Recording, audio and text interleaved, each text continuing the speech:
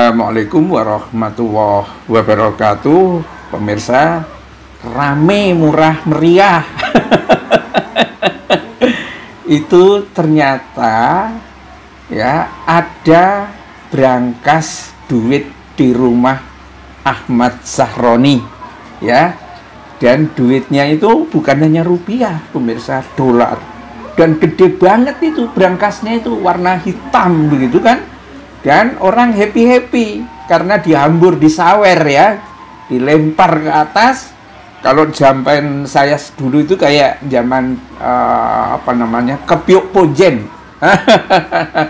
Uang dilempar ke atas, kemudian orang berebut. Wih, ada yang mendapatkan ratusan ribu banyak, ada dolar dan lain sebagainya. Kayaknya sih pemirsa, kita perlu bertanya juga, apakah semua pejabat dan DPR itu punya brankas ya yang isinya duit ya, bukan beras gitu ya, yang isinya duit?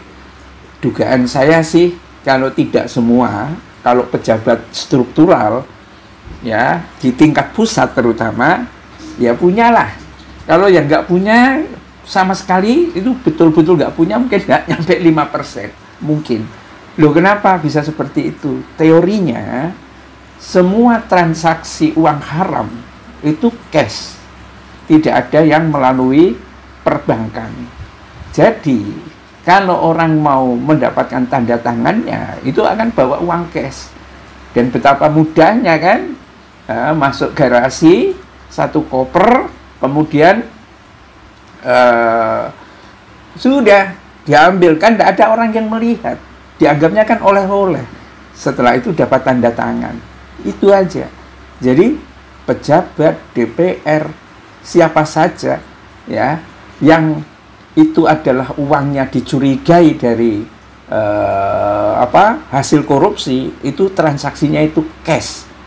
Kenapa cash? Karena dia tidak mau dilacak oleh PPATK. Risiko kalau pakai rekening nama pembantu dan lain sebagainya, pembantunya kabur, kemudian mau ngeblok itu dengan KTP, bisa. Nanti kalau kabur, nggak bisa dikuasai lagi. Dan karena itulah maunya itu rata-rata itu cash. Cash dan cash. Dolar biasanya yang dipakai adalah Singapura, rupiah, mungkin kadang-kadang euro. Tapi yang paling banyak itu Singapura sama Amerika. Kalau Singapura kan mereka sering mungkin akan beli apartemen, beli apa, properti di Singapura. Nah, yang menarik ini judulnya ini ini pemirsa, di brankasnya Sahroni ini, masa itu teriak, duit rakyat, saat jarah rumah Ahmad Sahroni ngangkut brankas isinya duit, katanya itu duit rakyat. Rakyat ya. Apalagi memang Sahroni kan cuma tolol katanya kan. Nah, ini mungkin balasannya ya kayak begini. Tapi saya kira nggak apa-apa. Sahroni mengumpulkan duit lagi gampang itu, ya kan?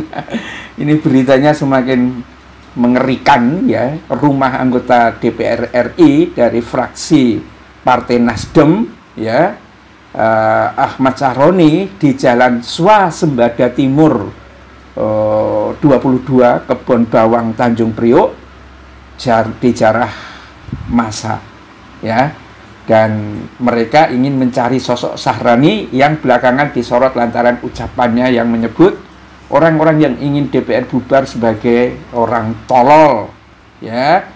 Dan ya tak berhasil menemui, massa pun melampiaskan kekesalannya dengan melempari rumah Sahroni ya.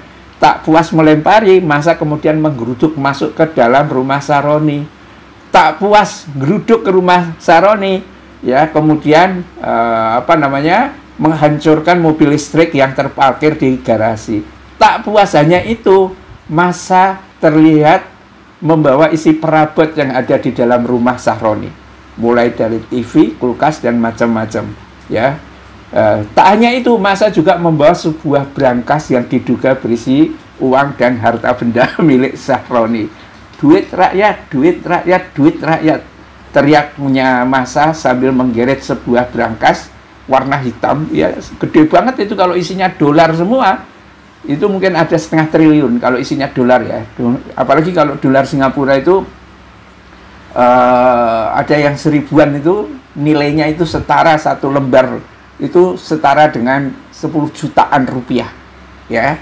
Dan akhirnya itu itu juga kok bisa membuka itu, ya. Dan memang nggak tahu ya, ini halal buat rakyat apa enggak, ini sudah nggak tahu. Tetapi yang jelas ya, hampir bisa dipastikan duit-duit yang diperoleh dengan cara korupsi, kolusi, jual tanda tangan dan lain sebagainya, itu dilakukan melalui transaksi cash, ya. Dan ini yang susah untuk dilacak oleh PPATK. Dan pejabat-pejabat itu sudah biasa pakai transaksi yang kayak begitu.